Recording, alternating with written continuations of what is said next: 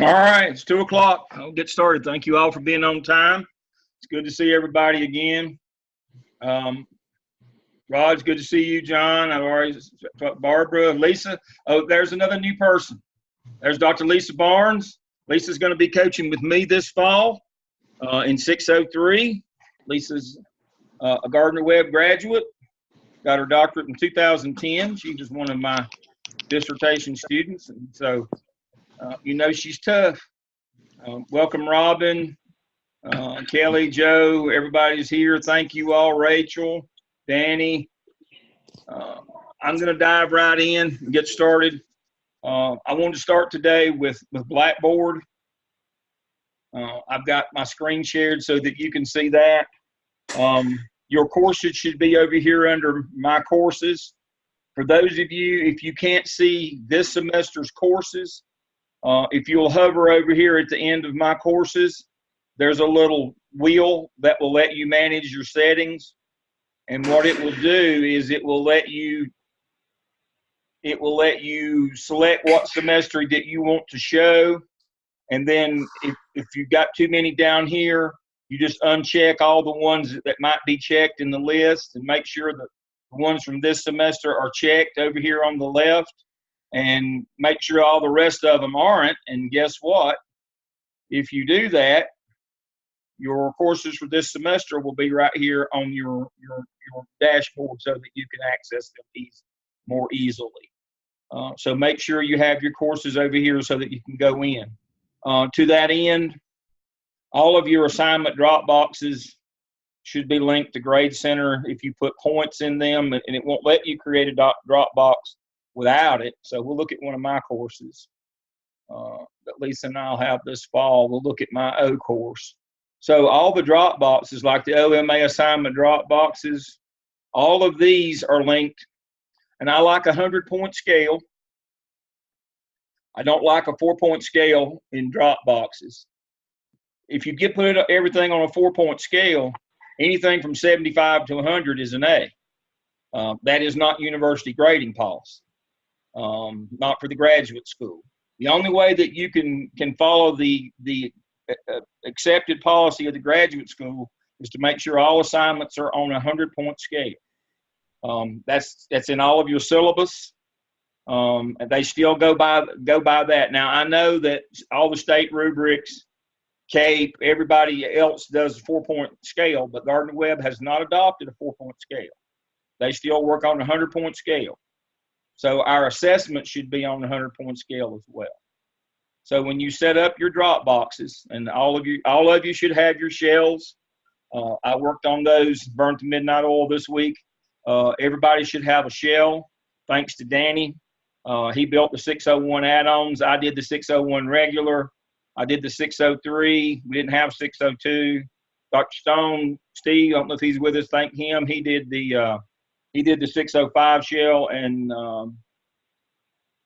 Anita did the 604 shells. And so everybody should have their shell. The students have not been populated. In some cases, too many have been populated. But we're getting those numbers smoothed out on those. I would like for the shells to be up and running next Monday, August the 19th.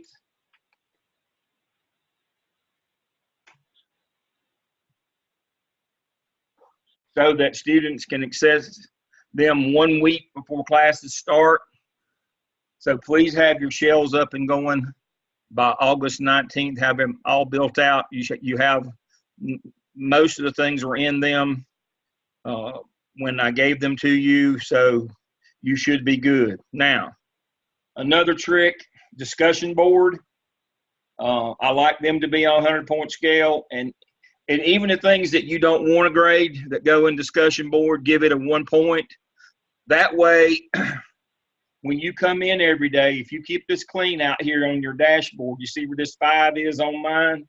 If you click on that, and over here on the 5 that corresponds, it'll tell you what you need to grade. And you won't have to go into individual courses and look at all the discussion boards that way. You can just go to the ones that tells you that there is a discussion board that needs to be graded or read. So even if you don't want to do a graded discussion board, put it in as one point. So it will link it to Grade Center, so it will give you a notification. So every day when I come in, you see I keep mine cleaned out. I left these in so that we could have them. And I can see which of my shells I need to go in and grade work. I don't have to go through every one of them. I don't have to go to discussion boards separately on each of them. Anything not linked to Grade Center, you have to manually go in and hunt each individual submission. If you link it to grade, it'll come up on your needs grading, and you can go in to that individual course and click on needs grading in that course. So if I've got one, say, in my O section, I come here and I know to go to needs grading in Grade Center, and it will show me anything in that shell that I need to grade, including discussion boards. Makes it a whole lot simpler. You know, we still would like a 24-hour turnaround on these. I go in early every morning and late at every night and grade mine twice a day to keep up. But one of the things that I don't have to do is waste my time hunting them. I know exactly where they are on the dashboard. It tells me. I remember or write those down, and then I go straight to those courses, pop on needs grading, and they'll all pop up automatically. I don't have to go to discussion board manually in each of the courses and look over here on the right and scroll through for unread posts. This way, it takes me directly to the unread posts, and I don't have to hunt them. It's just a time-saving trick. It makes it much easier to find the work. So make sure all your drop boxes for assignments are 100 points. All your discussion boards are linked. I make all mine 100 points as well. I like it when on your course overview page, if you will post your points like this. I put one in for all of you. You may have to modify it a little bit. There's 3,800 total points that you can make in Lisa and I's 603s this semester. You got to get 3,400, 32, and as you can see down the line. So students know what they've got, and they can just click on my grades at any time, and they know exactly how many points they've got, and they can see what they lack that way. And we do a lot of support for the 601s. We remind them every week. Danny's great to send out notices every week about what work you missed or if you were late or whatever. But once we get them out of 601, we expect them to keep up with their own portfolio in Blackboard and TaskStream. And this is a way that they know where they are at any time, how many points they've got. And there's no debate when it comes grade time what their grade's going to be. Again, when we go to the syllabus, again, the university's accepted grading policy is still, if I can get that to open, is still a 100-point scale. There it is. Here we go. So somewhere in your syllabus, I have embedded in all the syllabus the attendance policy for the online. Even we have an attendance even for online. We have all of our standards. Everything's been crosswalked in our syllabus. And it tells us here what our grade system is. And I've got the weighting in terms of the OMA and all the other assignments that post. I've got the weighting, and it's all on a 100-point scale, as you can see. We have all these things, and we have the evidences in each of the syllabus that they're responsible for that semester. So you should have all this stuff is in your shell. I guess my sermon today is don't change it. Keep it as it is. There's a reason why we have to meet all of the policies of the university. I have all those in there. Make sure if I've missed it, and I might have, make sure that you have the grade of incomplete and withdrawal policies on the menu of all your shells. We have to notify those of that. When I do town hall next Monday night, I'll do the new students at 6 and the legacies at 7. I normally wait the second week to do them, but that's Labor Day, so I'm going to do both of them the same night at 6 and then at 7. And I have in there that that they have to apply for graduation, and also that we have these policies in our shells. We have a good many people who take advantage of these policies. The medical withdrawal is inside the regular withdrawal policy. So make sure these are in your shell. Make sure you have a session for each of the Zooms that you're going to do this semester with all your materials in it. All the shells that I uploaded already had that in there. Make sure that it's there and all the links work. Make sure your Turn-It-In check works. I went in and put new Turn-It-In boxes in all your shells, but I might have missed one. They don't copy over. So just like when I copied Barbara's shell, I'm looking at her now, I had to go back into her shell and put a new Turn-It-In box in. And so if I've missed one, I apologize, but double check and make sure that your Turn-It-Ins work. I've got all of the drop boxes and discussion boards for all the evidences are already built in, so that when you go to the discussion board, we have, like Lisa and I, we have all of our weekly activities, and there's 16 weeks, so there's 16 of those. And then we also have our tasks for review, for peer review and instructor review. Please remember that all of you coaches have a shell. Kelly and Lisa, I got yours up and running yesterday, supposedly. So when you go to Blackboard to mark my courses, you should see clinical internship, Barnes and Burgess. You will have a shell that looks much like this. And what we will do is the coach and the instructor kind of figured out. I mean, Joey's on with us today. He and Jeff have a different system than, say, me and Danny. I'm not interested in, I'm not interested in getting in your business of how y'all want to do that. Now, Lisa coaches with me this semester, and also Karen. I don't send any of mine, because I don't teach 601. I don't send any of mine to the coaches shell unless they really need help. I review it first and try to help them, and if it doesn't work, then I send mine to the coaches shell. Now, I know in 601 you do it differently. You want all of them to go to the coaches shell. I know, because my needs grading blows up with Joey's shell every day. I mean, every one of his goes every day. I know he's working. But that's what we want in 601. We want that one-on-one support that the coaches, especially Joey and the regular, and Danny and the folks in 601 add-on give their students. But when we get them out of 601, I want the coaching to be more on an as-needed basis. And remember, we're doing intentional abandonment. You know, a lot of support in the beginning, and then we pull back away from them so that they can emerge as leaders. I don't want us doing it all for them, on and on and on. Now, the first semester, it's like we got them piggyback. They're sitting in our laps. But after that, we need to nudge them out of the nest. All these metaphors today. I must have took the Miller analogies later. But that's what we want to do. We want them to, in the beginning, use that shell a lot. They use it less as we go. So that's up to you and the instructor to find that fit in terms of how that works. Danny, with some of his, like in 605, just does office hours with them, and they can come and see him as needed that way. I mean, I like that for 605. That puts the onus on them, and we don't chase them all the time. I don't like chasing them after 601.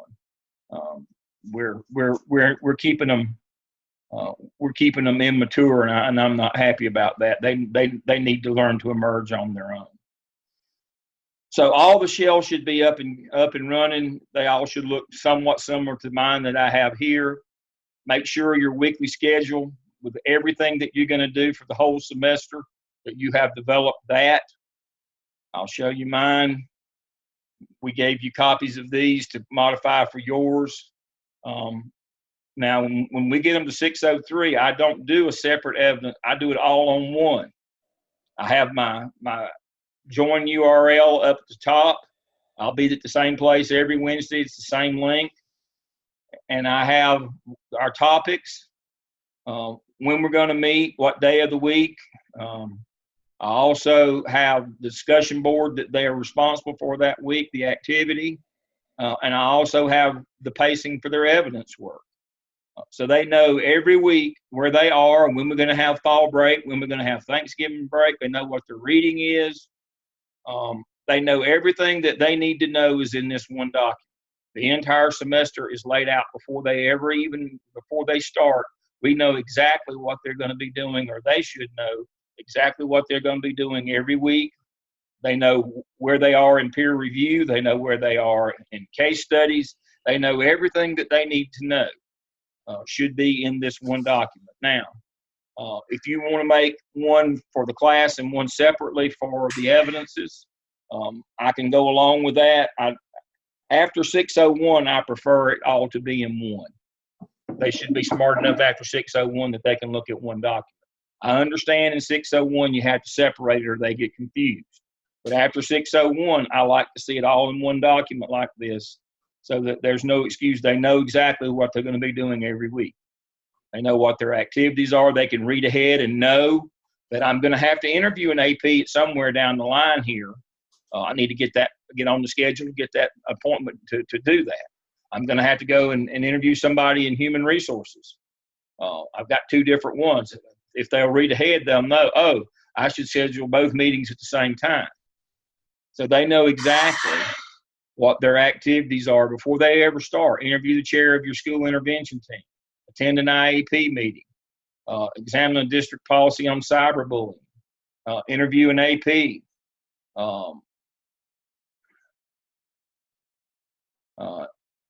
examine the field trip policy, find your crisis plan, interview an administrator in human resources about employee assistance, compensation plans, benefits, hiring. This is specific to 603. Obviously, we have them going and doing because it's a going and doing type course in operations. But they know, and so the first night I will go over this with them and read through all of this, so they know what the expectations are. Then I'm going to turn them loose, and when their evidence work start coming in for review, I will review it, and if I can just give them a suggestion or two to fix it, then we won't even have to go to the coach's shell, and we'll keep moving. Now, one of the things that I want to encourage you not to do, I want to encourage you not to review and give feedback on partial work. We need to break students of that habit. For example, if there is a task that has 2 prompts, students will want to turn one prompt in, and you have to read it, give it feedback. Then they'll have to put it in a second time for you to read the second prompt. You have to read the first one to see if the second one. Their assignment should be in total when they come in. We can't grade it one page at a time. That's one of the things that we've worked really hard in 601 to break them up. Is just putting in 1 or 2 pages. Can you give me, am I on the right track? Well, once you get it all together, I'll let you know. But don't encourage or don't facilitate them to do 1 or 2 pages at a time. It will burn all of your time up. The way that we can actually have some time y'all can, not me, but have some time other than to do this job is that you don't plow the same ground over and over and over again. There's no need for Lisa to have to read a task 1 that I've already read and said that was fine. We'll save her to work with somebody who's just not fine. There's no need for me to have to read the same task 1 2 or 3 times because they put it in little dribbles and drabbles. Make sure that they put it all in at once, and then you can grade it or give them feedback on it. So that's one of the things that, other than, and we even in 601, I want them to put the whole task in at one time, even if it has 2 prompts. I don't want us to get bogged down in the turnaround time and grading because we're having to grade work multiple times. All right.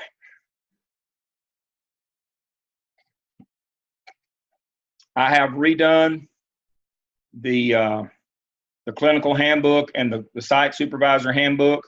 I'm right now in revision of the MELS scale handbook. It's not as easy as the other two.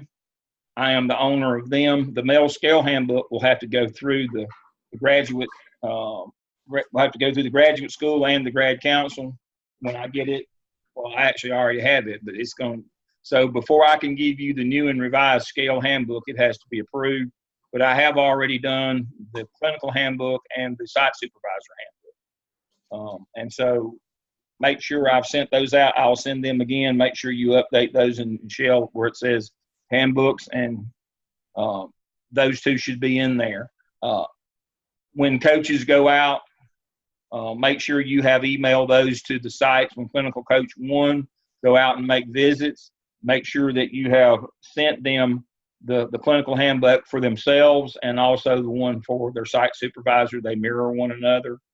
I have changed the language in those to reflect a complete online program now. I've taken all that verbiage out finally about the sites across the state and all that. I've cleaned all that up. I'll share one of those with you.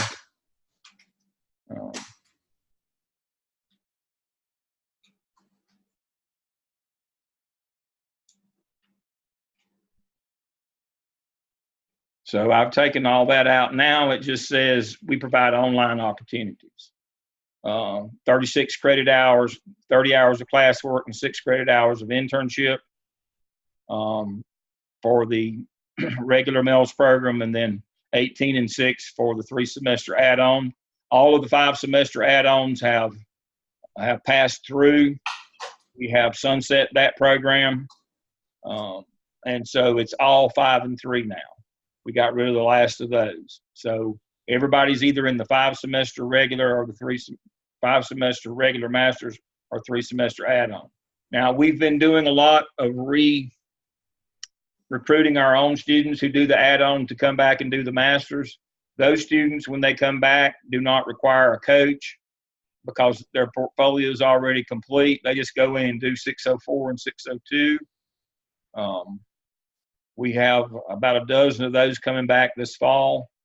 But other than that, every semester that you're in the program, you need to get 80 hours. Now, we had a student, and she's been quite a handful. She lived in one county and worked in another. And her first idea was, I don't want to have to go back to school this summer because it's an hour each way for me to drive, and since school's out, I want to bank my hours in the spring. No, that is not by the state plan. We cannot allow students to bank hours. They have to do, if they do 160 in the spring, good for you. Hats off to you, but you still got to do 80 in the summer. They must do 80 every summer. This is for the clinical coaches 1. You may be asked this question. Make sure that you tell them in the visit, you got to do 80 every semester that you're in the program. The only caveat to that, again, is the add-ons who come back for the masters, just 2 courses, they've already done theirs and they're complete. But if they're just in the regular 5-semester or 3-semester, regardless of how many they did last semester, they got to do 80 this semester. They got to do 80 in the summer. Now, when we told her no, she said, well, then I want to do my internship at a school near my house. So I won't have to drive to the next county over to my school. That's not allowable either.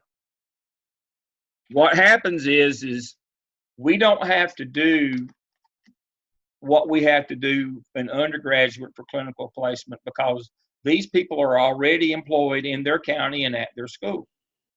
So, for example, she wanted to do her internship in the county where she lived, not the county where she worked.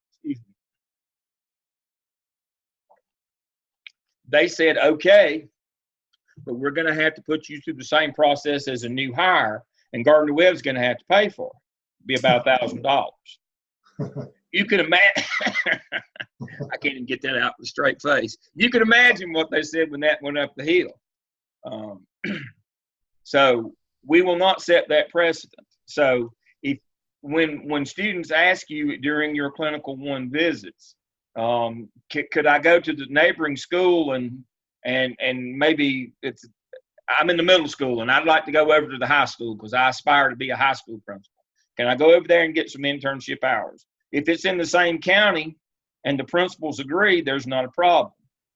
They cannot go to a different county. No. That is not allowable because we will not pay, Gardner Webb will not pay for the background check, the fingerprinting, the drug test, the transcripts, the license check, all the back office stuff that HR has to do for a new employee. Gardner Webb will not pay that bill. So tell them up front, no. They can't go to a different county. They can only go to we can encourage them to go to a different school, a different grade level, as long as the principals agree. And now that principal that they go and do those hours with, say in the summer they go to the high school from the middle school, they do 80. The expectation is that principal will have to sign their law. Somebody's got to be in charge of them. Somebody's got to be monitoring what they do. They can't come in and sit in the office 8 hours a day, answer the phone, and sort mail to get do that for 2 weeks to get their 80 hours. We have one in Nash Rocky Mount. Where's Rod? Welcome, Rod. We had one Rod's back in the day that did that. Rod still remembers that hullabaloo.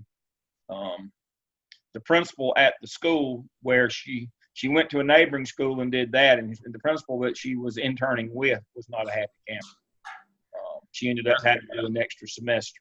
That's the only intern I've ever had that the principal would not sign off. That's correct, would not. The reason that principal would not sign off is because her daughter was actually in the same program at the same time, so she knew what was needed by that intern. That's right. Now, her daughter is now principal in that district. She's got a job. I mean, that's how she's moved up. Her daughter was one of the best students we ever had. But correct. She's a principal. The mother was a sitting principal, and she knew what the requirements were. And she was absolutely right. Yeah. But Courtney's got a job now and is doing great. Her and Craig both that were in that group. Yeah, she is at an elementary school now. Right. Craig Tedford and Courtney Bassett. They were great students. But that's one of those cases where the principal was absolutely right. She set this thing up, went over and answered the phone and put up mail and just hung around the school for a couple of weeks and turned in 80 hours. And the principal said, no, you didn't do any leadership opportunities. You didn't do any technical. You didn't do any supervision. You did clerical. I don't see clerical on the list. That girl is now an AP at a middle school, believe it or not. Good luck to them. Yeah, I agree. You know, I don't want to hold anybody back on their opportunity. I've told the story 1,000 times. One of the classes I had in Tyro and Davidson County, I had 27 in that. I didn't even have a seat. We were sitting in laps in one of them little classrooms there in Tyro Elementary School. And of the 27 I had in that room, there was one that stood out. I wouldn't have hired him on a dare. He was the first one that got a principal job. So what do I know? I don't want to limit people's opportunities, but we want them to have a real program with some rigor in it. I get I get suspicious when we start wanting to do something that deviates too much. And so just tell them up front, no going to a different county. Both principals have to agree and sign off if you do your hours like in the summer at a different school. Both must be on board. They must fit the suggested activities. That principal must sign off on them. And it will eliminate some of the hanky-panky that goes on, especially in the summertime. Let me ask you a question here. Yes, sir. If that intern does go to another school during the summer and the principal at that school in the summer signs off her, do they need to go in and change the site supervisor for that semester? That's a great question. I was just getting ready to thank you, Rod. That's a great question. Because they have an agreement, and I asked that same question of our folks, because we have a memorandum of understanding with their county, we won't have to change their site supervisor. Okay. So what we've done, or what Wendy's done, and thanks, Wendy Turbyfield is, I don't know what Wendy's title is she's just in charge. She's the boss. She has gotten us an MOU with all these counties, a memorandum of understanding, so that we won't have to worry about working through what Rod was just talking about, because that's a whole nother level of hurt on us in terms of the paperwork, revisits, and all those things, changing. They have to go into Web Connect, change it. We have to generate a new list. We have to change everything for their certification. We don't have to do any of that as long as it's in the same county and the original principal signed off on it. We're clean on that, because Wendy has now gotten us a signed MOU from all the counties that we work with. And again, thanks to Wendy. So yeah, we can do that. But that's a great question, Rob. That was my question as well. So if you have some of these kinds of things that pop up, CC1s, when you're out making these visits, call me or call Steve Stone, and we'll get you an answer. If we don't know it, we'll get you an answer. But what we don't want to happen is like what Rod and I were just talking about. That young lady had to do an extra semester at her cost because she didn't have it approved up front, and her principal said no. And there was nothing and the principal was right. And I met with the principal, and I told her, I said, I agree 1,000%. I'm sorry. I'm always the biggest advocate for students, but in a case like this, you're exactly right. And like Rod said, her daughter was in the program, so she knew that it wasn't right, what she had done. And so we don't want very many of those popping up. And so if you have something, or if you suspect something like that, let me know, and we'll track it down. These programs, both of these programs, the 5 and 3 semester program, will lead to licensure. And if there's anything that stops them from getting a license, then that's a problem, because we, as you know, Department of Public Instruction has adopted CAPE standards, our accrediting, as their standards to be a provider. And one of the things, the statisticals that they count is how many of our people get licensed. Is there a problem on time? What is our on-time completion rate with people not just completing our program, but on-time licensure rate as well? And this affects our on-time licensure rate. That's one of those things that we have to maintain the state average. We are above it. We're above in all fields. We're above the state average on everything. Even how well our people are doing out in the field when their formal evaluations are done and enter into the system, they purge them out by college, by provider, as they call us. And our folks are beating the state average on their evaluation scores. Our on-time completion rate beats the state average. Our on-time licensure rate, all those things, and that's why we're an exemplary program. It's not just because we say we are, but our folks are proving that we are. But the reason why is because of the hard work that y'all do, and that we fix these problems up front, and we don't continue just to make the same mistakes all the time. You don't have to fall off every bridge you come to. You can cross one every now and then. It's okay. You don't have to get wet every day. So that's where we are on that. In the handbook, I've got a summary of the classes that they have to take. And I have the log, and I have the suggested activities. I also have the competency folio proofs, and we're going to talk more about that in just a minute when we get to task stream. And I have the dispositional behaviors that we're looking for, but also on the competencies, where they're most likely to find those from their clinical activities. Addressing a large or small group of adults is most likely to meet a competency for dialogue, inquiry, or communication. I have these all purted out. So when they go to their competency folio, they should have some idea of, I did that, it'll fit here when they do their competency folio. We're going to talk about the competency folio in just a minute. So again, I have this and its companion for the site supervisors. They're new and improved. Make sure you send a copy of these before you make your initial visit. That way you'll have some context when you get there.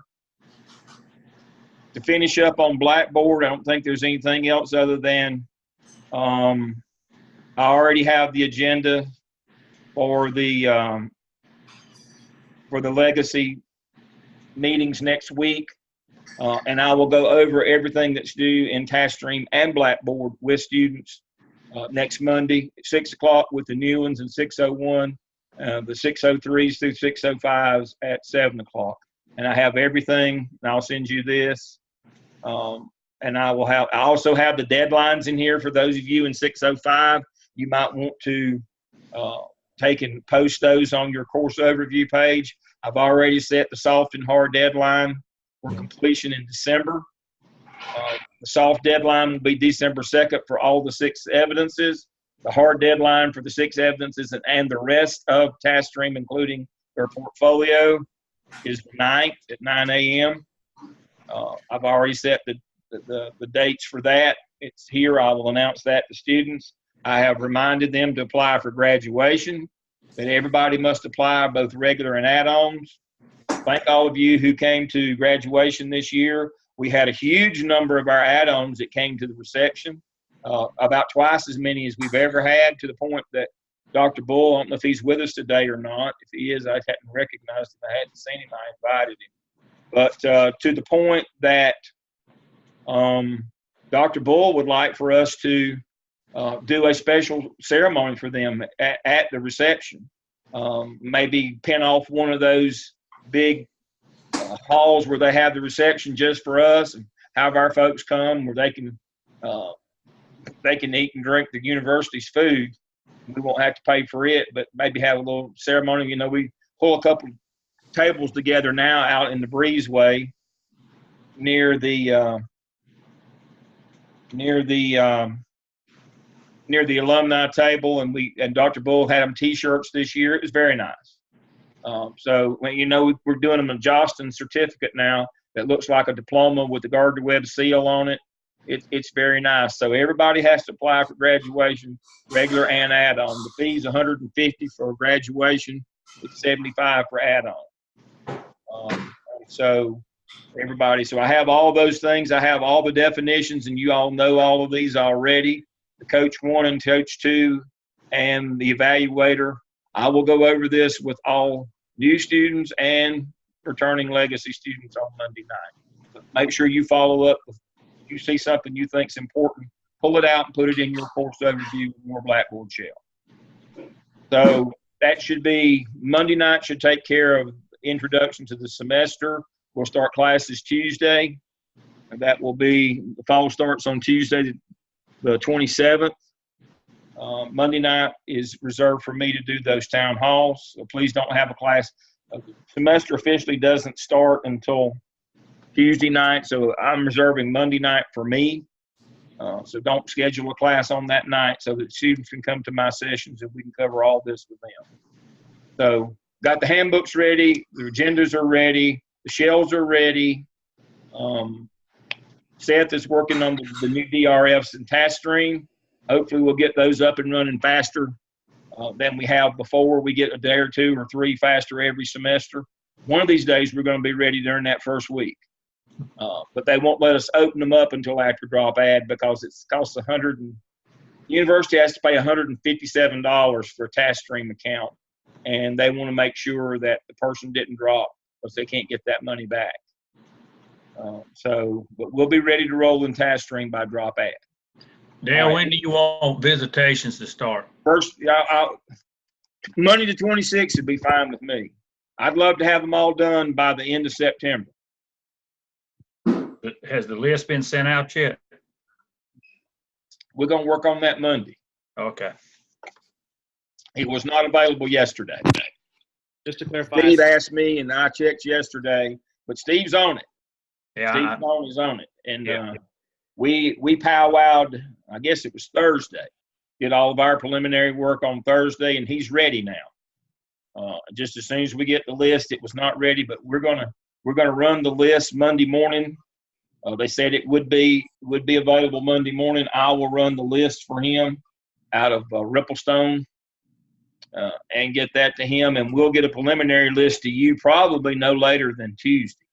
We'll give you some idea so you can start booking visits. Yeah, we'll get that out to you no later than Tuesday. Okay. We'll run that. Now, it won't be a complete list, but it'll be probably 75-80% list. The town hall for 601 is on the 26th or the 19th? They're all on the 26th. Okay. I want shells. That's a good question, John. Let me reiterate. I want shells available on the 19th because that gives them a week to look at the shells and have any questions for me. Then on the 26th, I'll do the town halls. We'll start classes on the 27th. Okay. But give them a week to be looking and working ahead. A lot of students like to work a week ahead. I like that plan myself. And in order to do that, they need to be in there the 19th if all possible, 20th at the very latest. Have your shell up and have everything in it available. Those students can see it. All right, good question, John. All right, that's where we are as questions.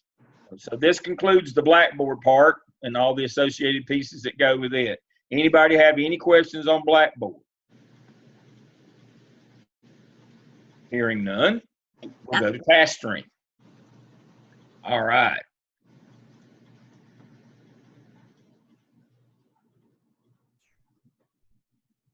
All right.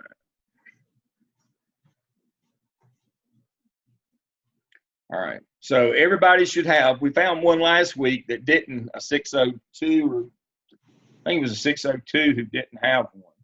All students should have a competency folio.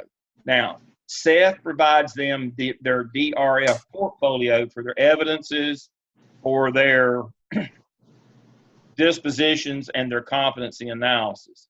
They have to create their own competency folio for their artifacts. So that brings me back to the glossary of terms again. An evidence is a document, a written narrative of the work that you did. That's straight out of the Principal's Evaluation Manual. An artifact is a product that is produced by the work of the principal or assistant principal and is not developed for the purposes of evaluation. So, an evidence is their written narrative. An artifact is a thing that they produce as a result of. We can take a picture of it. It can be an agenda. It can be minutes. It can be a video. It can be a picture. That is an artifact. Artifacts go in the competency folio. Now, if students want to copy and paste their competency analysis that they did in task 4 or task 5 of their evidence and then put the document or the picture, that's wonderful. That is just fine. So as you know, you go to folios and web pages, and here are some of the previous ones that I have created. Now, they're to upload 3, and it tells them under each one what they are to upload to satisfy that communication competency. Please remember, digital learning competencies are not separate. I do have a section for them down here. The links aren't live, but that's just so they'll know what they are.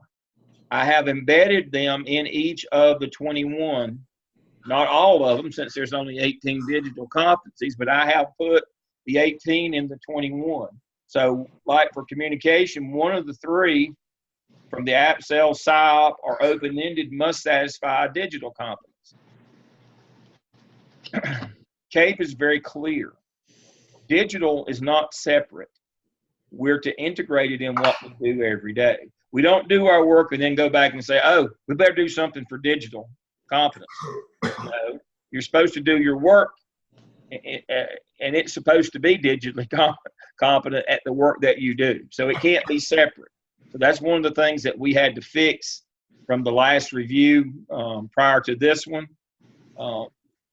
They reminded us that digital learning competencies are not separate from the 21, that they are embedded in.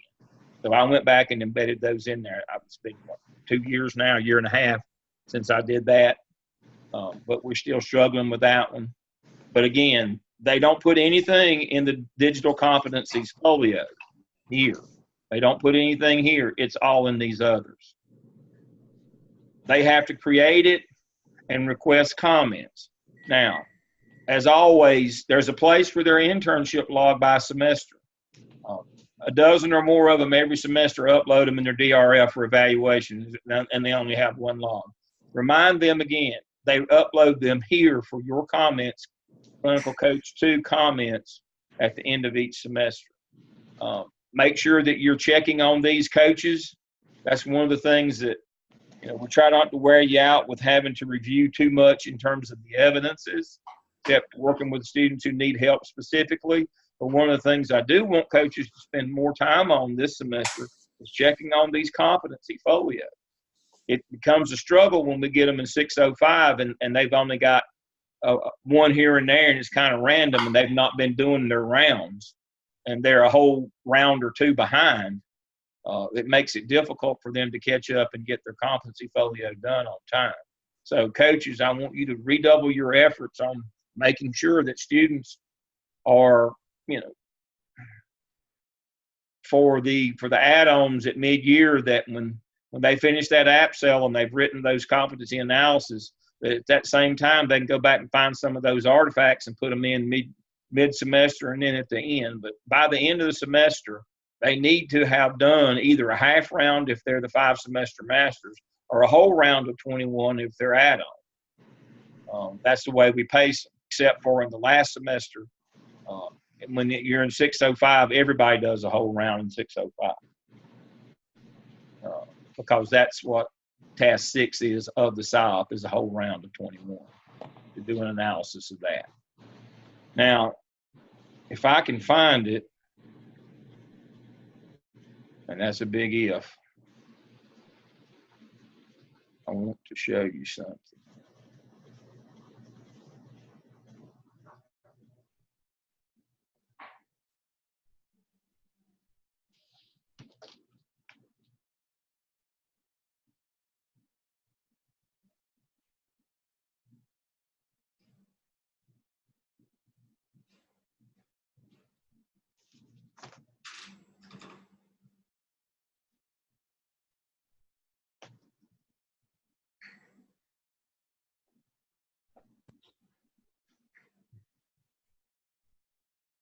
It'll take me a second because of the format that it's in.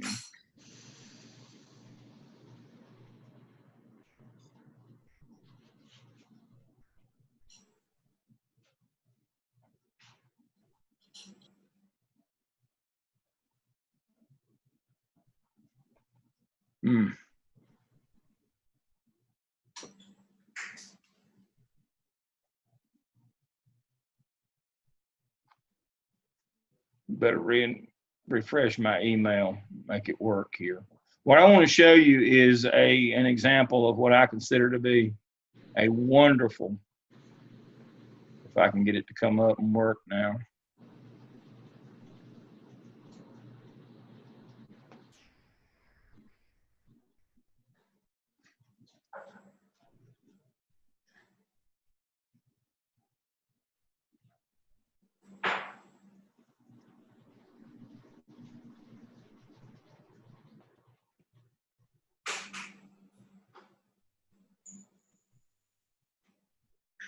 There we go.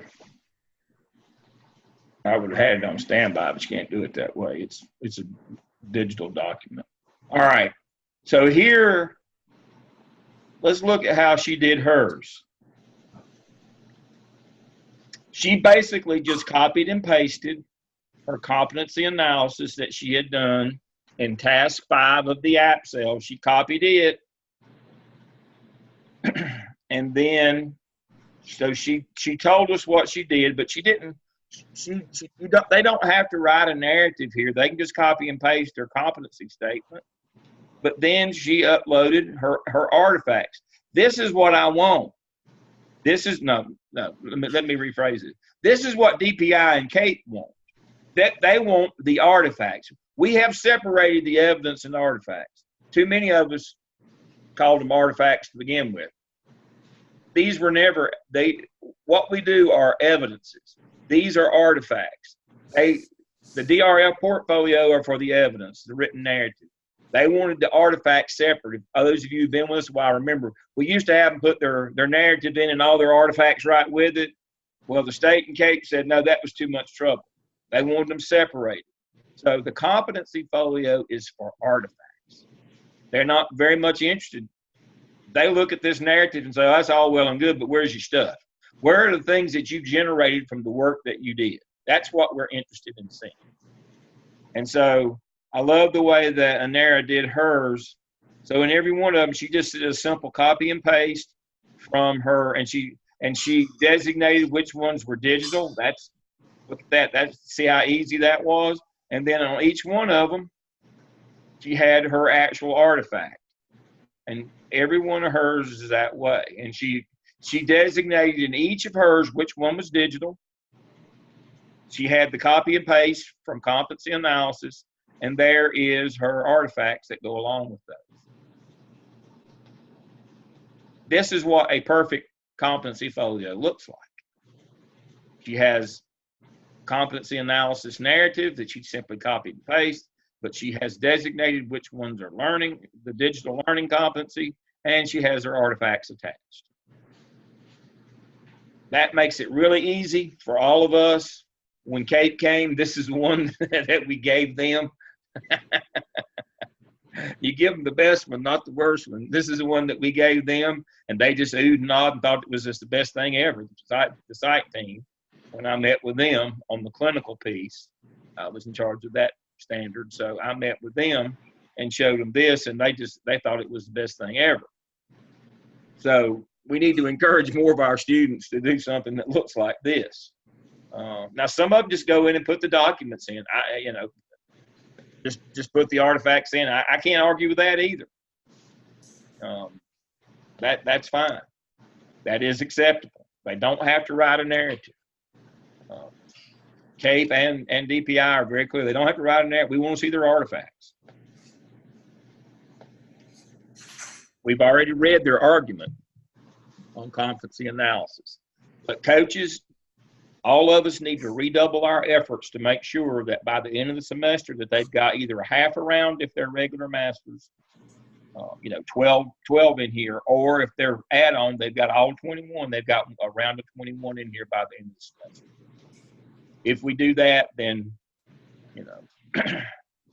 my eyebrows won't fall out at graduation time trying to get all these competency folios done. That has become our new emergency. And it's not an emergency if we can stop it. So let's get this fixed. All right, questions about the competency folio? All right.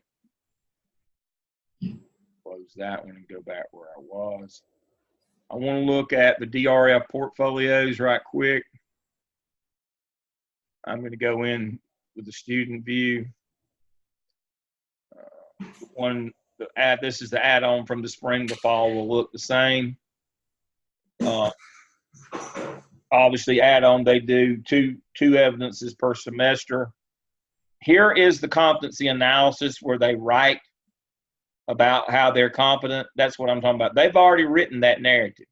They already have that. There's no, they can upload what they wrote in task 5 of the app cell and task 4 of the app cell to write these competencies. They can put them here, or they can elect to just simply click on the boxes that they've done them. They can copy them. They can copy these into the competency folio, but that will not stand for an artifact. They still have to have their artifacts. Their dispositions, they do those in 1, 3, and 5. Competency folio, make sure that they understand they have to bring it over here for us to grade it. There is a video, it's 2.5 minutes that I did. It should be in all your 605 shells on how to upload your completed competency folio. We always have 1 or 2 at the end who just go in and try to do it manually. One of the reasons why we do it in a folio format is because Kate wants it that way so that we can send them to them. We publish and share these with Kate, but also they can publish and share them with their employers. If we go back and look, I don't think there's anything else in here. Remember, internship log, this is for the final one at the end when all of them are done. But see, students share these with me all the time. And so, no, I'll submit later. So when I go in, they send me messages, and you can see when it pops up, they share these with me all the time. That's just from this semester. And I can go in and look at their folios and comment on those, but they can do the same thing with prospective employer.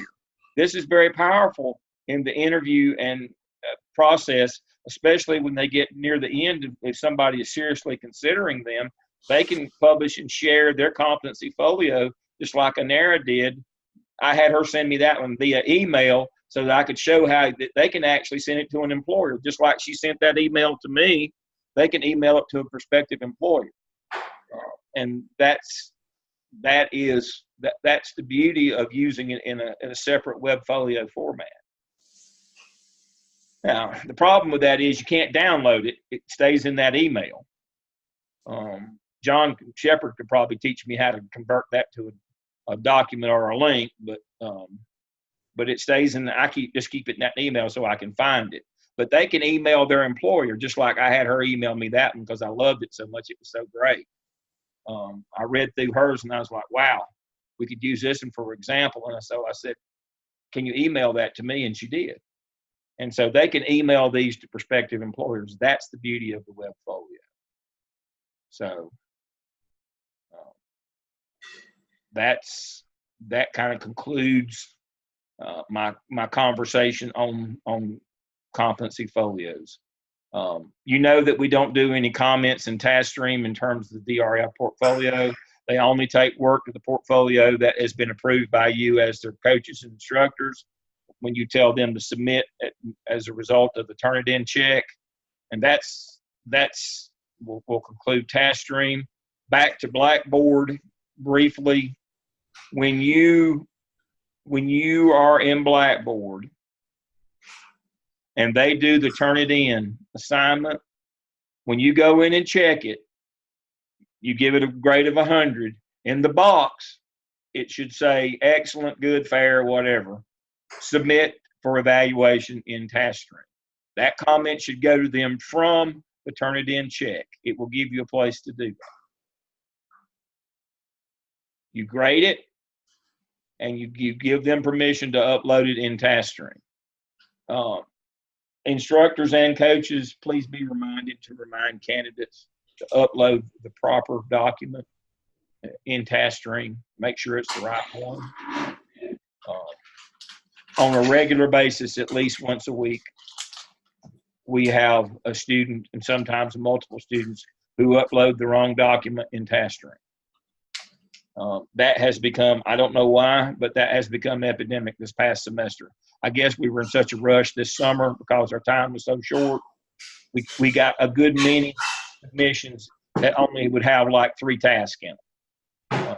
They forgot to put the last one. Because it wasn't peer reviewed, they didn't bother to drop it onto the document they uploaded in TaskStream. And you're wearing our evaluators out. So, all of us, myself included, that grade, we all had to get in the habit of this summer of rolling completely through the document before we started reading it for content. That's just another step that we had to go through because we were getting so many that weren't complete. So again, remind your students, make sure when you go to TaskStream that it's the final evidence narrative that contains all tasks of that individual evidence. Some of them thought since the last task, task 5 or task 4, according to where they were, but the last task, because it wasn't peer reviewed, that it didn't have to go for TaskStream evaluation. That is not correct. All tasks must be in that final document. Dr. Lim, you mentioned Turnitin. Can you go through the process of when the students submit for Turnitin, what we should be talking to them about Turnitin about? All right, so any of the tasks, we'll use the AppSell, for example. You have 5 tasks in AppSell, 1, 2, 3, 4. The 5th task is their competency analysis, so the first 4 tasks have to be peer reviewed and instructor reviewed. The 5th task does not have to be peer reviewed, it only has to be instructor reviewed. As soon as the instructor reads that 5th task, they tell them then, excellent, good, submit to turn it in. As soon as the instructor reads the 5th one, they are to compile and submit to turn it in.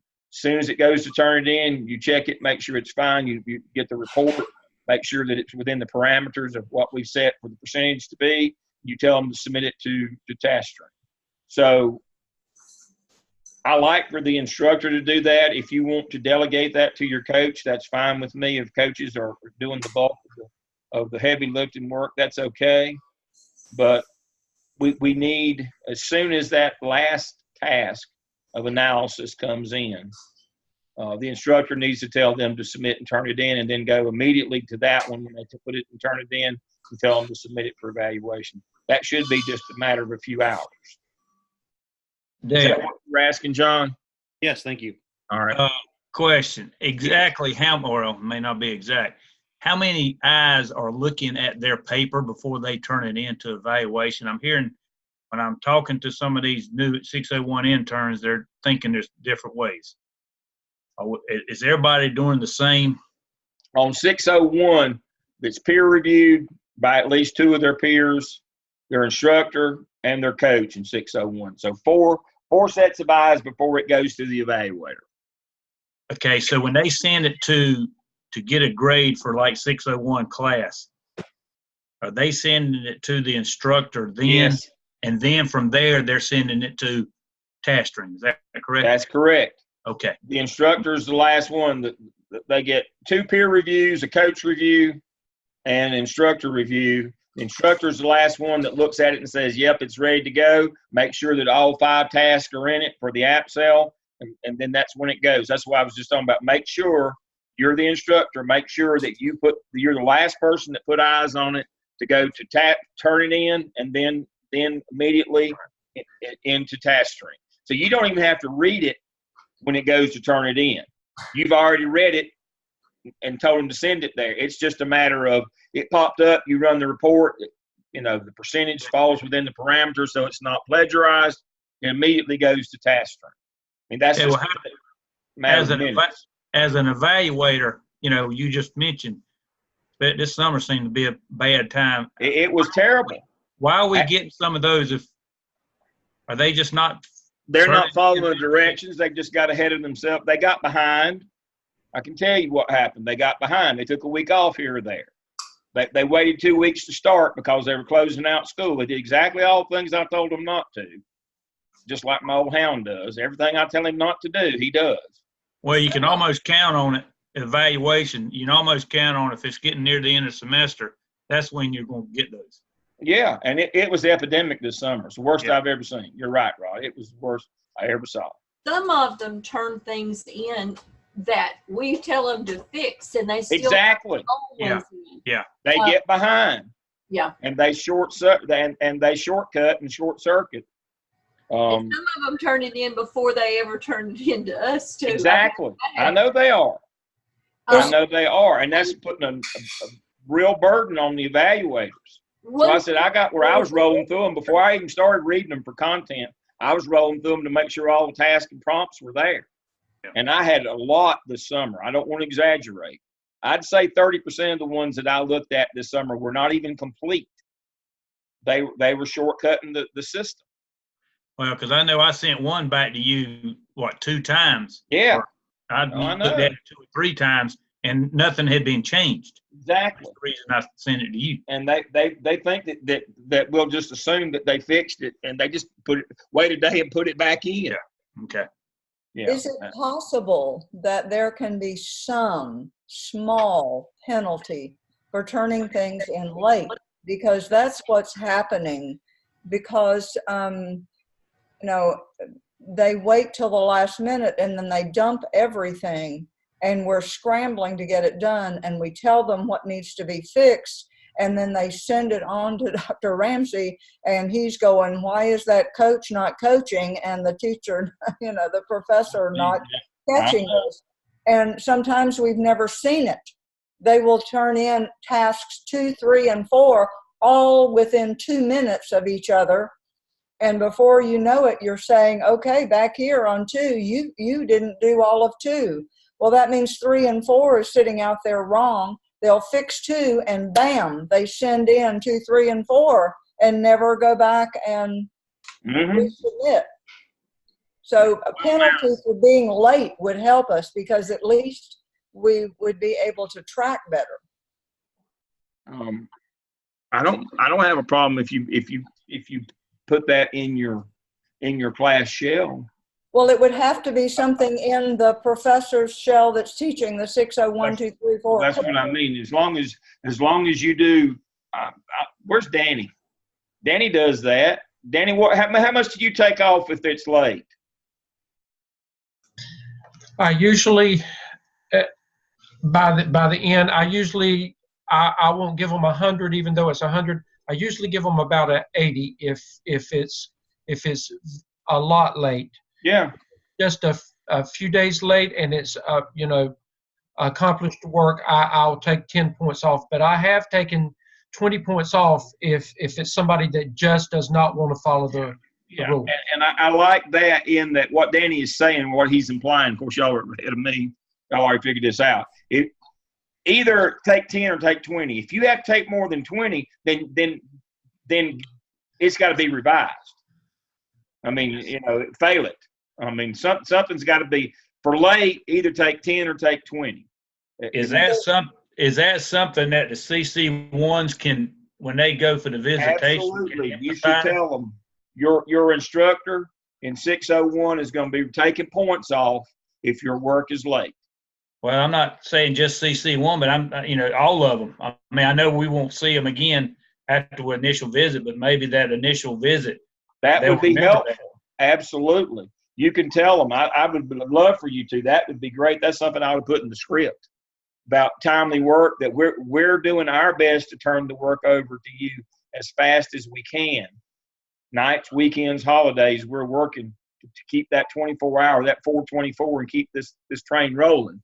But part of that is you got to be timely with yours. I mean, I don't want to call anybody out here, Joe. But I love what Joe did this semester. I mean, Joe had a student, and he called the student out. He said, basically he let all of his teammates down because his work was never on time, and they were scrambling to try to evacuate. So it's not just us they're letting down. And his point was, and I said, I've talked to the registrar. You can make a grade adjustment if you want to. I mean, it's up to you. He said no. He said, he let his team down as well. And see, that's one of the things that we've got to remember. They're not just letting us and themselves down. They've got other people, their teammates in their peer review team. They're letting those people down as well. And Joe made a great point. Absolutely. You let your classmates down as well by being late all the time. I mean, everybody's got to keep up. Now, one thing that worked just a little bit, intimidation's great when it works, but just to remind them that teamwork is part of being an administrator. Absolutely. And that we're giving them references, and that is one of the things that we will put in a reference, is their work was either timely or not. Exactly. So I think that's a really important thing to remind them. Absolutely, it is. I don't know if you folks have ever seen a reference that I do to Rachel's point. I do these all the time, and I'll show you the things that I comment on. I had a student this semester who had worked ahead and already had enough points to get an A, and then just didn't do the case study with her group, so it let the whole group down. Yeah. And that needs to be reflected somewhere. It absolutely does. We need to be taking that 10 or 20. Need to be taking that 10 or 20 points off, and that's why I like that 100-point scale again. I gave her a 0 for that assignment. Absolutely, you should have. Grade, but it should be reflected in a reference, I think. Yeah. So now this is what I do. If you look on the screen. In teaching and working with Tia for the past year, I have found her to be a competent, effective professional. Her work product has all been, I only put that in if all their work was on time. And I go back and look at their scores. And if it's not, and it will either say at a proficient level or an accomplished level. And so those are the two things that I reference students on, is the timeliness of their work and the quality of their work. I mean, and they need to be reminded of that. And I tell students up front, you know, I'll do your references, but now I'm going to tell them the truth. If your work's not done on time, I'm not going to tell them that it is. And if it was just barely scraping by, I'm going to tell them that too. And Dale, it's one thing if you send out an email, you call a candidate and you say, you know, what's going on? And they get back in touch with you and say, you know, I had a car wreck, the kids got sick. You know, it's one thing if they communicate to you, but when you don't have communication from that candidate the whole semester, and then they think they're going to turn something in 4 hours after the grade deadline's in, it's really hard to understand what their paradigm of thinking is and making that decision. And that, I don't mind helping anybody out that will communicate with me and tell me what's going on. But when I get zero communication, it's hard for me to evaluate what the situation is. Exactly right. Yeah, these are all things, dispositional behaviors that our coach one visits, and I'll work on that script. That's a good thing. I'm gonna put a couple of these things in our script. I had already revised it, but I'll send it out as well. I'm gonna put a couple of these things in our script for 601. I think he's absolutely right. Dr. Lamb, will you remind us of the percentage for Turnitin for each one of the classes again sometime? Okay, I will. I'll put that out with these. What Barbara's referencing is the percentage that can match in Turnitin goes up each semester because they reference their own work, and you know, there's a certain percentage in terms of the directions when they're using templates that's already going to be the same because it's standard. And so I'll put those percentages out, the range that I want to see them fall in. Most of the time, it's just references. They just haven't cited their references properly. Dr. Lamb, also remember the unique situation like I have with 71st High School in Cumberland County, where we've had an enormous amount of students. Yes. Because they're pulling from the same data. You've got to be aware that Turnitin's going to be different when you've got a lot of students coming from the same site. So you need to be aware of that. Yeah, all those years that I had all that, I think I had 12 in a row at Northwest Guilford. They were like 71st. They're our biggest provider right now. We have at least 2 or 3 new ones there every semester. We'll have as many as 6 or 8 in the program at one time from there. That's why we had 12 at one time at Northwest Guilford. I've had at least 10 students there over the last 4 years. Yeah. And so when you have a special circumstance like that, that factors in as well. When you've had multiple students from the same school, their data is going to be the same. The TWC is going to be the same. So you got to dig down into that report and look at it to make sure that that you're looking at that, and it's not that they plagiarize something. It's common data. All right. So that should cover us on Blackboard and Taskstream, Town Hall, all of those things. Now, the last thing that I want to cover with you today, I want to talk about using Zoom and YouTube.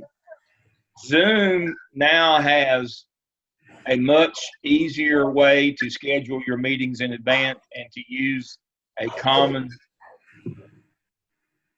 meeting ID and a common link. If you go into, I hope it'll let me do it. If you go into Zoom now and go to my account and go to meetings, it will let you schedule meetings, and it works great. It's so much easier than that old system that they had. If you don't have a pro account, let me know. I'll get you one, even if we have to pay for it. You need a pro account. Hold 1 second. Dr. Lamb, I think mine only records 40 minutes at a time. So You don't have that. Great, John. Send me an email. Okay. If yours only records 40 minutes, that means you don't have a pro account and you don't have this really neat system to schedule. And John's teaching this semester. He needs a pro account. So we'll get John a pro account. If you don't have one, you need one. Hold 1 second. All right, Lulu, say hey to everybody. She's got to go get her medicine. All right.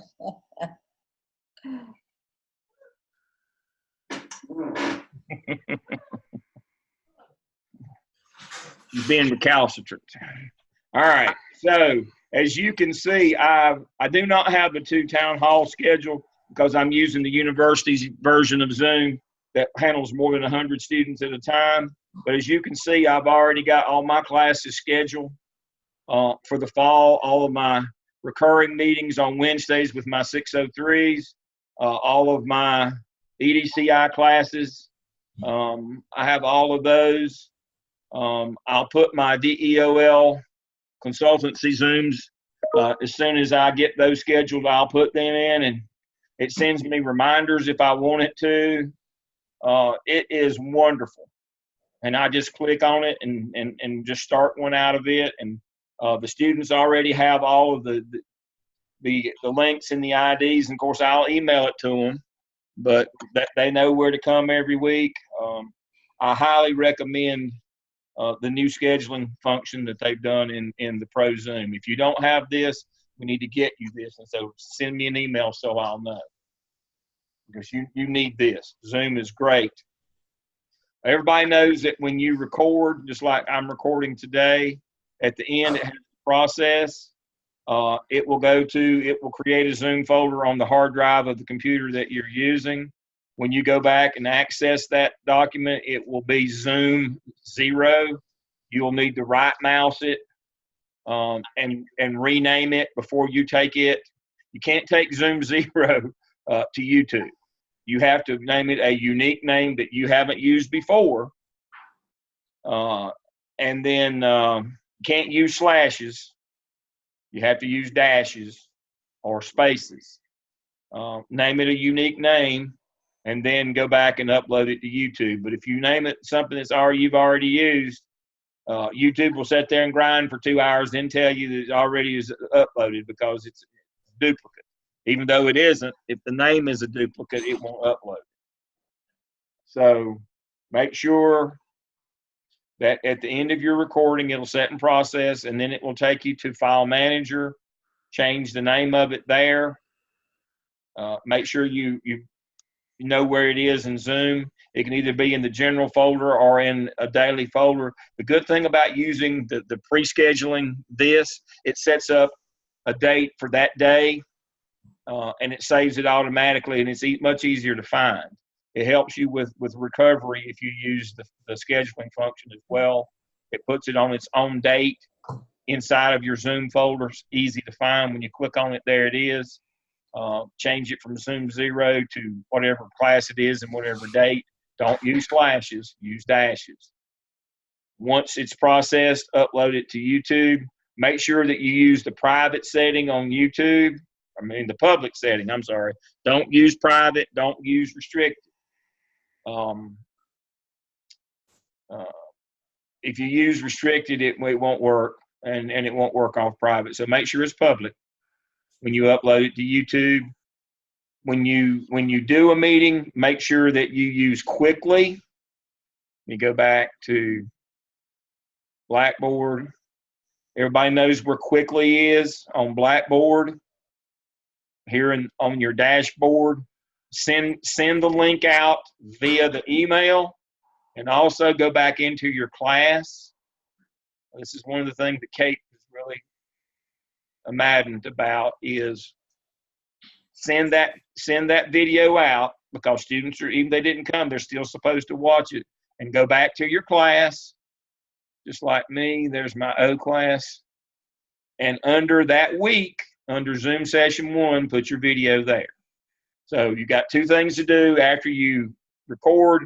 process is you change the name, you upload it to YouTube, it loads, it gives you the link where it can be found.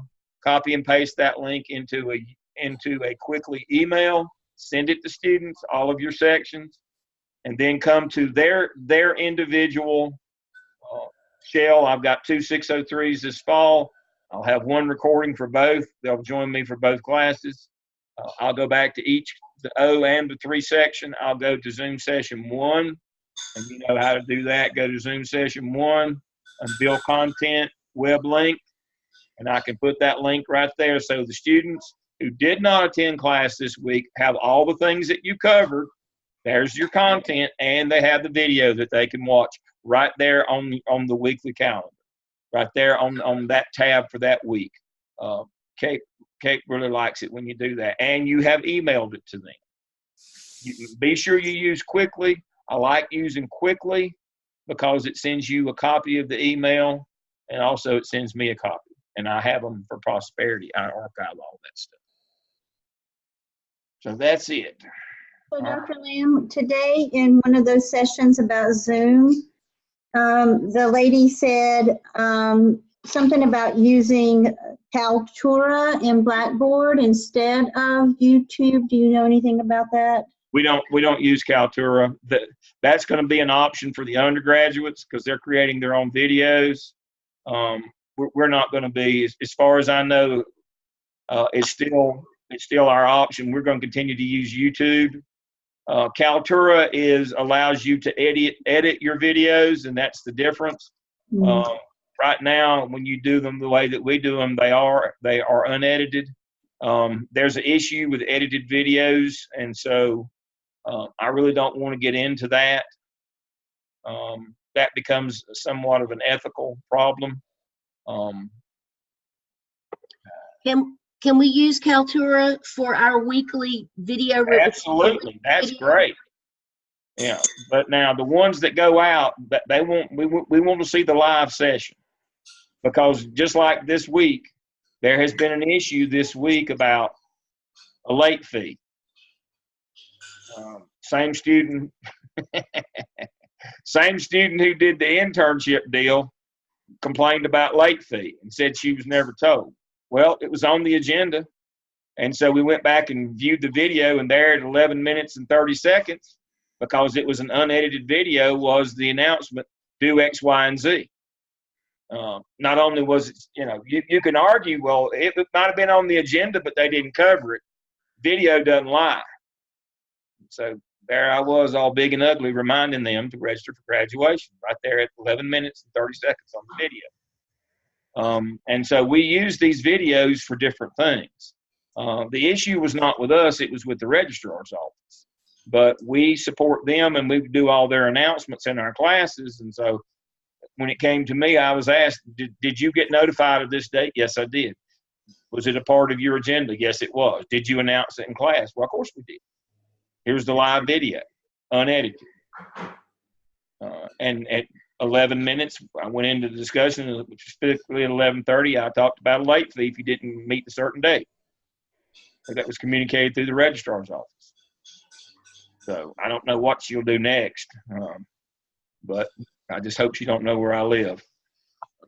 Dr. Lamb, also 601 instructors, just know Dr. Lamb and I will get together by the first of the week, and we're going to have our own Zoom session about 601. You'll get some communication from me the very first of the week. Yeah. Because the 601, we need to get together on some things. So we'll be getting together with our own Zoom session. With our own pods. It's easy for me to get together with my group because I'm the only one. It's just me and Lisa this semester. But I encourage you, the leader of each group, there's Anita in 604, Malia in 602, me in 603, Steve in 605, Danny in 601, to get together with all the instructors and make sure that you're doing common things, that you're talking among yourselves, and that's, how students shop back and forth. This bunch that we've got, most of them are just about like middle school students. Okay. They shop and hunt and compare. And so we try to make sure that we're as consistent, and that's why we use a common shell, why we take all this time to build these shells out and then copy them so that everybody's looks the same, is so that for reliability purposes. So they'll basically we cover the same content.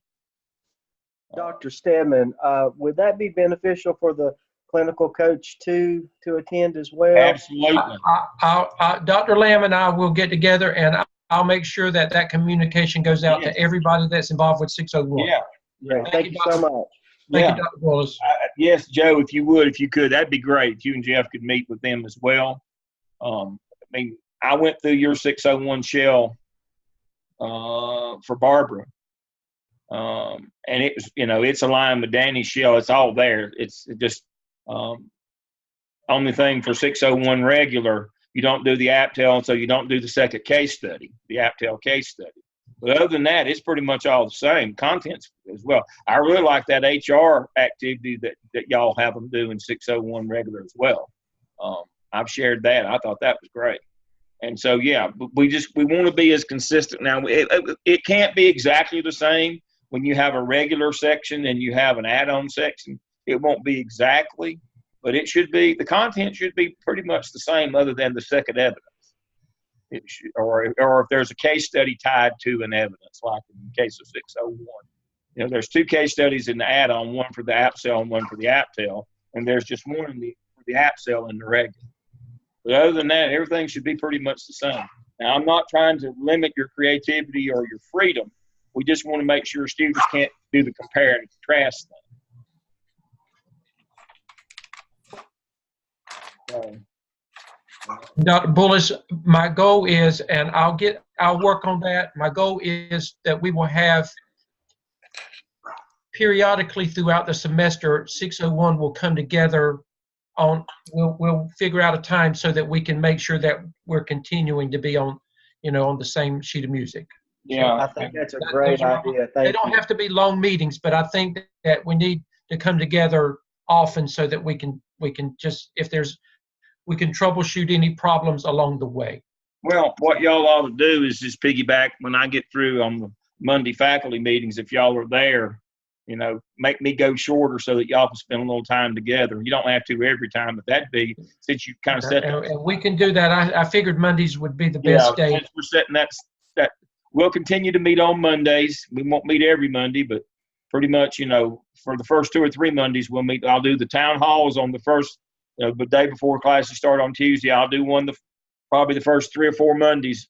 I'll do a faculty meeting, and then we'll take a week, every other week for a little while when, it starts to get hot and heavy with all the evidence work coming in. I hate to take another one of your evenings that you could be grading to be spending with me, but that would be a good time for us to meet. But like I say, this semester it's just me and Lisa in 603, so it's not a big deal for us.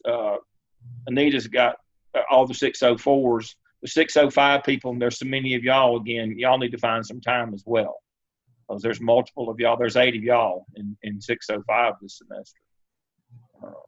So y'all need to get together and spend some time as well. We're looking, we just try to get better all the time. Yes. Could I ask, in 601, is there some way that you can scare them to death when they're supposed to be pre-registering for their next class, to tell them if they haven't set up that competency folio and it doesn't have minimum submissions, because that Miss Matrice, she didn't set it up until about a few hours before the final deadline in 605 and just dumped. Yeah. And that's what she did every semester. She never completed a semester where she met deadlines on time. So that's what I was talking about earlier, Gene. I've done a revision, but I've got to get this approved, but I'll show you to your end what I am proposing to your point. Well, it's not fair to the other students. She's coming out with straight A's, and she can send people the papers she submitted at the last minute had references. They had, she could not have possibly done those papers in the last few minutes. Right. She just held them because she didn't want anybody else to read them. And I don't know why. She's smart. She did okay with the work. Yeah. She just crucified the rest of us. Yeah, I understand. And so she's one of the ones, those 7 that Barbara did the contracts with to start with. And I think 3 of those never ended up submitting things for the rest of the program on time. They figured it out.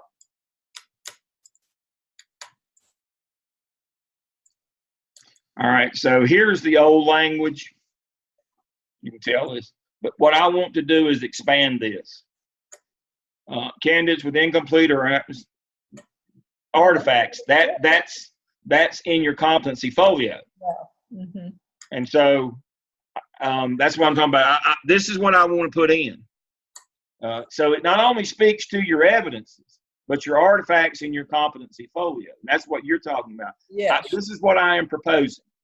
Now, I've got to get it approved by the grad faculty. That's what I was talking about. I've got to get it approved because there is a substantive change. It's not just cleaning up the handbook.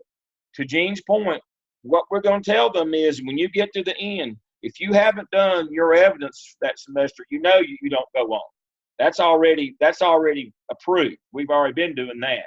But what I want to add as well is if you aren't doing your artifacts in your competency folio, that we have the right to hold you back as well. That we can't just keep letting you keep going 100 miles an hour because there's going to be a wall you're going to hit. Or are you going to throw us into, or are you going to hit us? What Gene's just described. You're going to throw us in the briar patch. So now, I don't know if grad faculty and grad council, both of them are going to have to approve this. I don't know if they'll go for it or not, but we're going to try. That's what I'm talking about. I revised the book. You can see I've already revised it. I just got to get it through. The grad faculty meets first in September. The grad council meets in October. I'm already on the agenda to present this, and we'll see how it goes. That's all I can do. I mean, it should have been in there years ago. I should have been smart enough to guide then.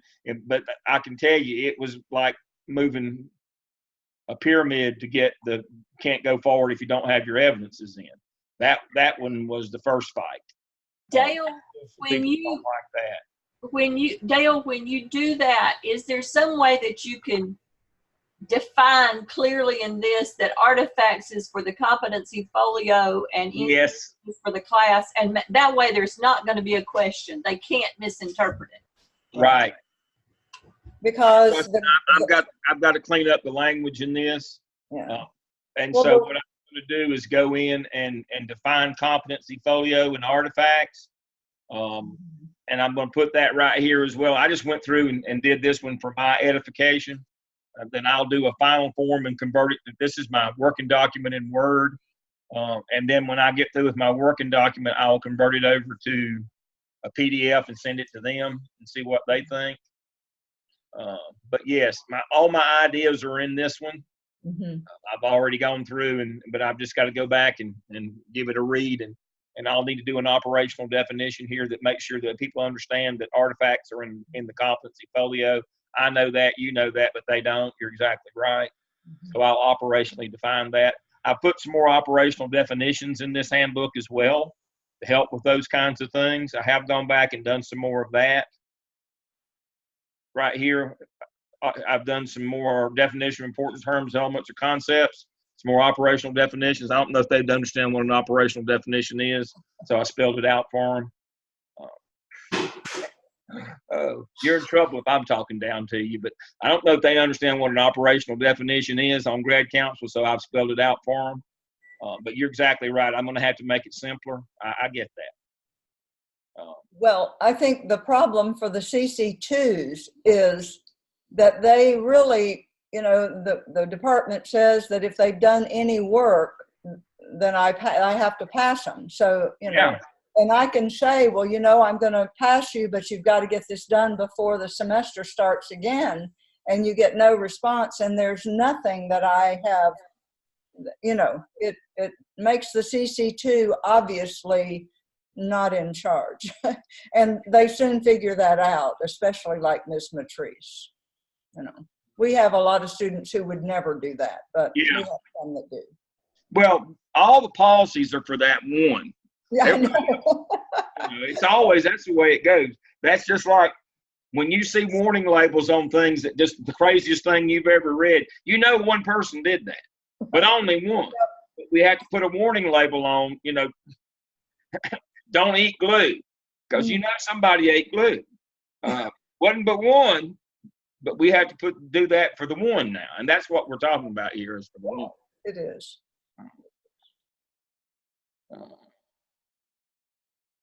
So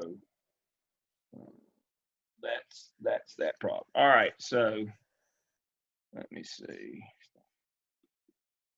All right, so here we all are. All right, so what have I missed today?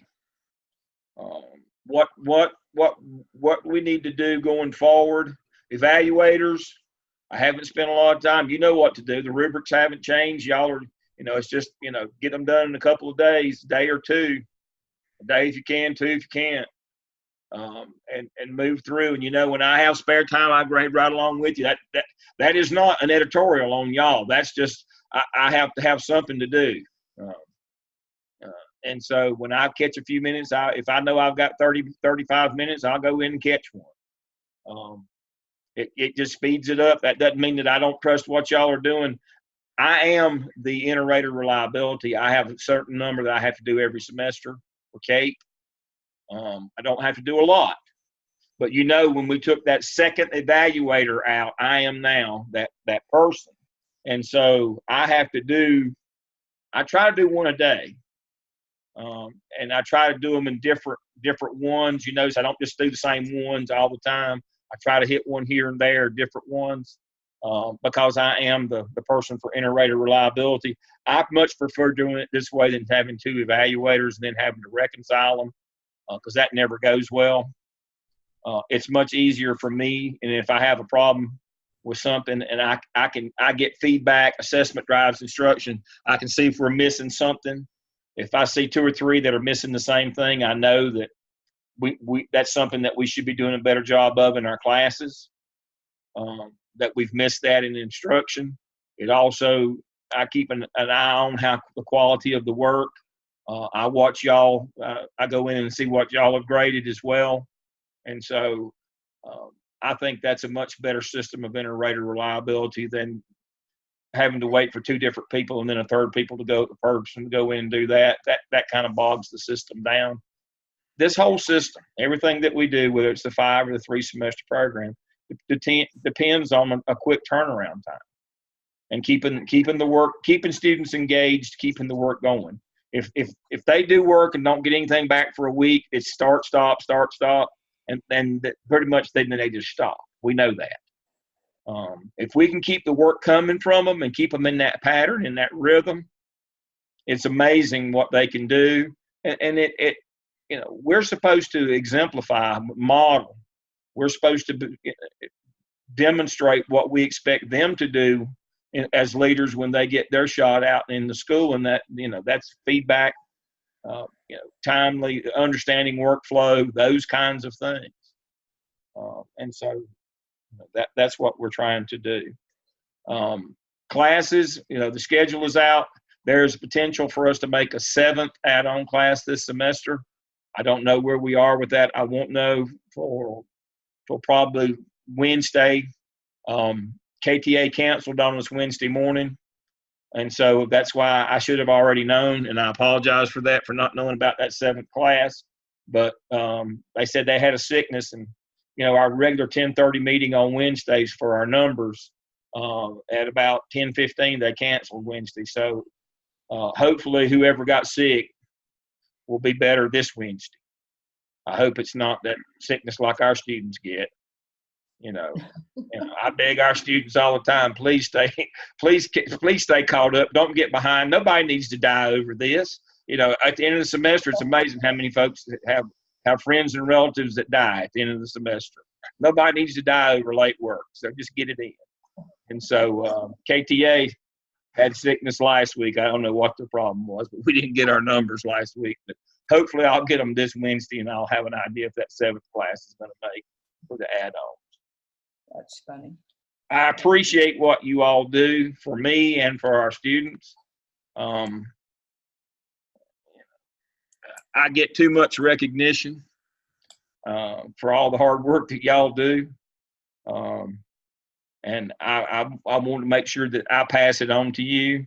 So this is not an ego thing, but I want to share with you, you folks, you, not me, you have been recognized as the faculty member of the year. I got it, but it was because of you at Gardner Webb. So I appreciate that. But it was all about you. It wasn't about me. And it's students tell me that. You know, our statisticals are good. Our summer numbers are already out. Our net promoter score 95%, which is world class. 95% of our students would do it again. They would do it again or recommend it to a friend or family member. 95% is incredible. The numbers that we have the largest number in the university and the best scores as well. It's hard to beat that. So I appreciate all that you do. I'm looking forward to the semester. As I said, try to have your shells next Monday. The following Monday, I'll do both town halls. You know I'm available, call, email. If there's anything that pops up and I feel like that we need to get together, I'll shoot you an email and we'll try to do that. Otherwise, you call or email me. John, I'll get that email to Emily today and try to get you we'll get you to a pro account so you can go past 40 minutes. Anybody else have anything for the good of the group? Did anything happen after graduation about the process that those people that are coming back, the add-ons that are going to come back and take those 2 courses? Did anything come of that? Well, we're trying to shorten it. Yeah, that's what I meant. Is it still in the Yeah, works? I've been a little ugly about that. Good. And so I sicked Dr. Bull on them. So supposedly they've worked that out and it's making it easier. Good. That's the person that replaced Ben. I don't know if you remember Ben or not.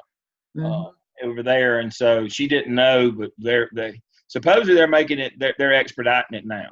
Good. So, yeah, that one I followed up on immediately. You know, that's low hanging fruit, folks. If you can't recruit your own students that you've already got, then there's something wrong with you. There was no need to put them back through the admissions process again, just so they can charge them another fee. Yeah, they hadn't finished a terminal degree, so No. they should be able to. They're continuing students. That was my argument, Gene. That's exactly right. Now, if they had finished a terminal degree, then I would understand. Yeah. But they had not. Yeah. Our add-on licensure people have not finished a degree program. They are continuing students, and they can continue taking classes as long as they can pay for them. That's exactly right. There's no rule against that. To make them readmits, that's not the right thing to do. They should be able to roll over into the doc program too, shouldn't they? If they don't. Absolutely. Okay.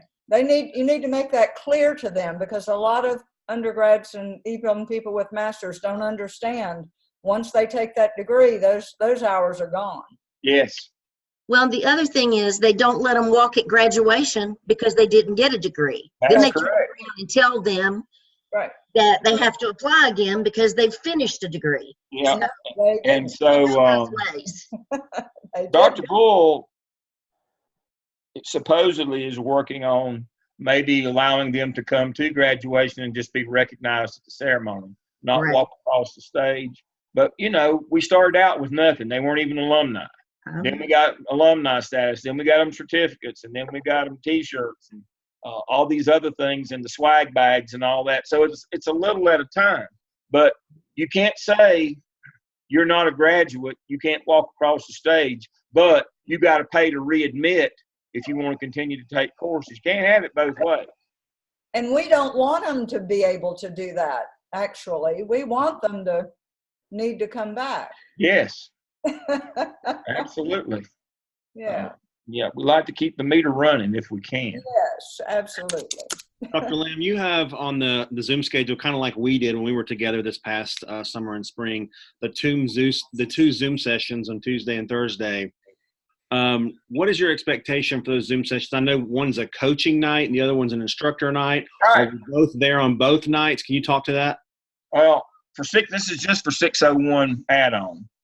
The Tuesday night should be the instructor leads that one, and then the coach leads the one on Thursday night. Now, you don't have to do Thursday night you do it first, 4 nights, and then you go every other, so that you end up having 8 sessions for the semester.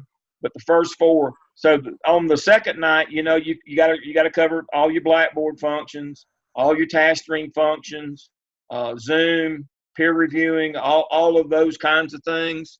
All of the ancillary, the learning the platforms is on the Thursday night. That's what that night's for. Explaining and going through how peer review's done, how to do a group case study. Those are the things that the coach you do on coaching night, the how-to. That's the how-to night. And that reminds me. My sermon today is about peer reviewing. I've had people who said to me, I'm not sure that students are providing great feedback to other students when they peer review. I never said that they did. Peer reviewing helps the person who does the review more than the person who gets the review. So let's make sure that we understand that we're teaching them, to the point that John's making. What is the expectation of that Thursday night? Part of that is going through and teaching them how to follow a rubric on the peer review. I don't know that they provide very good feedback at all to the author, but it teaches them how to use a rubric and how to follow the process and how to evaluate and assess based on a standardized rubric. That is very important if you're going to be a principal, as John knows, and use the rubrics that principals have to use. Well, that's really probably their first introduction to a rubric, using an assessment rubric as an administrator. And so that's the kind of things I want covered on Thursday night in 601 is all of the operational pieces: task stream, Blackboard, YouTube, Zoom, peer reviewing, how to do a group, how to put together a Zoom group to do case studies. Those kinds of things should be the operational piece of the course. All the platforms, we forget or we don't remember that these folks come to us. They don't know, most of them don't know any of these things when they come to us. And that's what that Thursday night for. You should be able to, in the first 4 Thursday nights, get all that stuff covered. The third or fourth one, you have to wait till the third or fourth one to do task stream. But the task stream night, you need to do DRF portfolio and and have them set up their competency folio. All that needs to be done on that Thursday night. Tuesday night needs to be content night. And Dr. Shepherd, we'll talk more about that when we meet next week sometime. We'll be more specific with that.